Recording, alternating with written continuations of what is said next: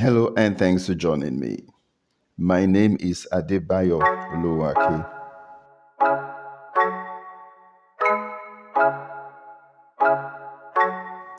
The Ijayi War having now begun, and the initial stages having been a complete stalemate between Ijayi and Oyo, meant that any of the belligerents that had superior manpower stood a better chance of overcoming the adversary. This led the parties to the conflict to actively seek allies to gain that decisive edge. As we noted in our last podcast, the Ibadan generals leading the Oyo Imperial Army, which at the time was essentially made up of Ibadan, Oyo, and Fiditi soldiers, could not subdue General Kurumi's Ijayi troops that were entirely made up of soldiers from Ijayi. The Ibadans then put their diplomatic skills to work and soon garnered support from 141 Yoruba states and towns.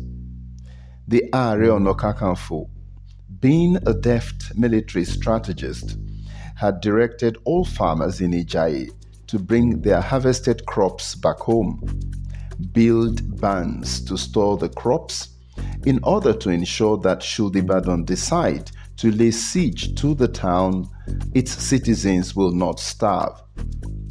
All male children were also taught how to use bows and arrows at the minimum and formed into some sort of a volunteer reserve force.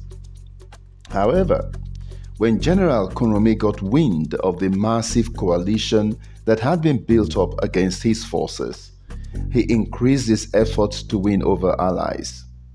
The towns of Awaye, Iseyin, Iwangu, and Erin, being tributary towns to Ijayi, were way too small in population to provide the numbers that could match what the Ibadan generals had amassed against General Kurumi's forces. The general therefore sent a delegation to Egba generals, who swiftly changed their minds. Remember, they had earlier promised to side with the Ibadans, and they now elected to federate their forces with those of Ijayi, even after the Ibadan generals, suspecting that the Egbas might do exactly that, had gone back to remind them of their earlier pledge to side with General Ibikunle's forces. The famous Egba general, Shokenu, was visibly annoyed and reminded his colleagues that what they had just done was unacceptable. He reportedly went on to pronounce a curse on them that their military adventure would end in ignominy, an action that elicited a reply in kind from General Shomoye, who also reportedly pronounced his own curse that Shokenu will not be alive to see them return home from the war in disgrace. 5 reasons have been adduced for why the Egba generals changed their minds and decided to support Kurumi.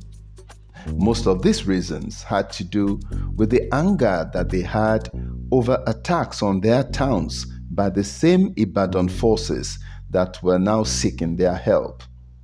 However, the most cogent reasons were that the Egbas had prior intelligence that the Dahomeans had previously sought help from Ibadan in order to attack Abeokuta, and that there was even nothing to stop the Ibadan generals from coming to attack the Egbas after they would have defeated Ijayi, especially because General Ogumola had previously boasted that he would do exactly that.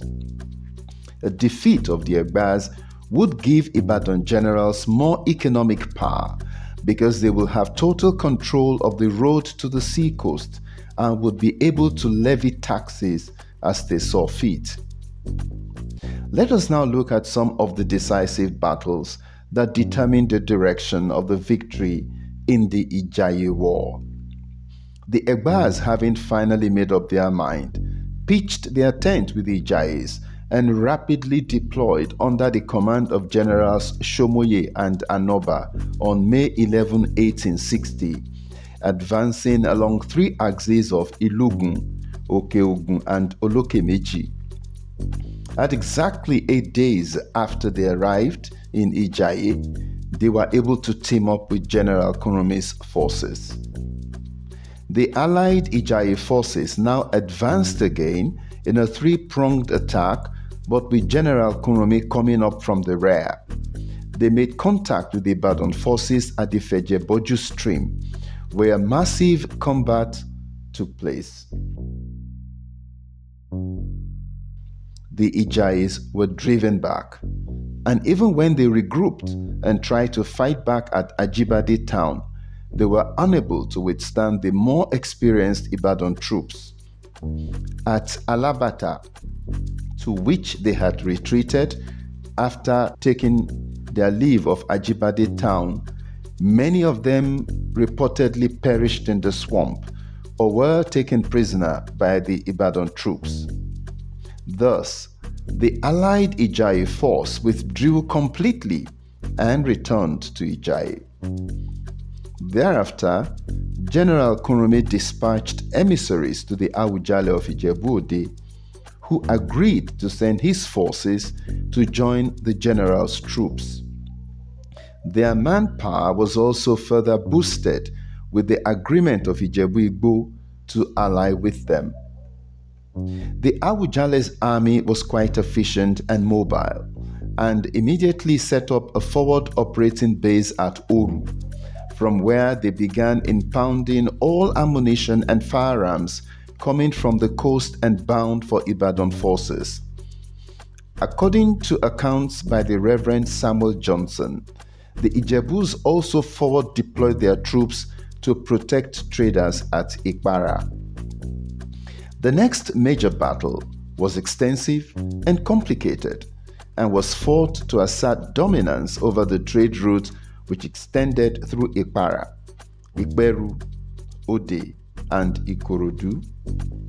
As a prelude to it, the Awujale's forces had completely blocked the entire sector, inhibiting trade caravans that used the Remo-Ikorodu axis, making it impossible for traders from the interior of Yorubaland to get to the coast, as they had to terminate their trips at Ibadan.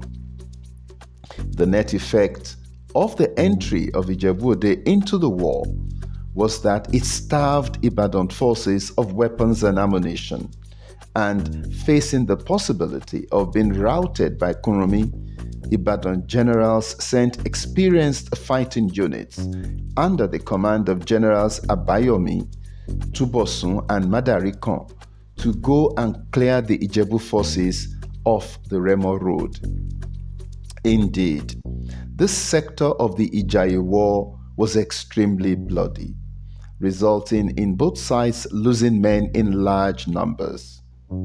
Generals Madarikon and Abayomi were severely wounded by the Ijebu troops, but the Ibadan forces ultimately prevailed, though at great cost. Generals Abayomi and Madarikon were afterwards evacuated to Ibadan to be treated of their injuries. This is the end of this broadcast for today.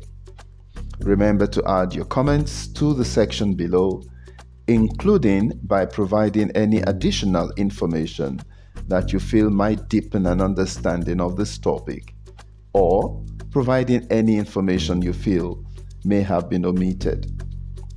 I'll catch up with you in the next podcast. And until then, it's bye for now.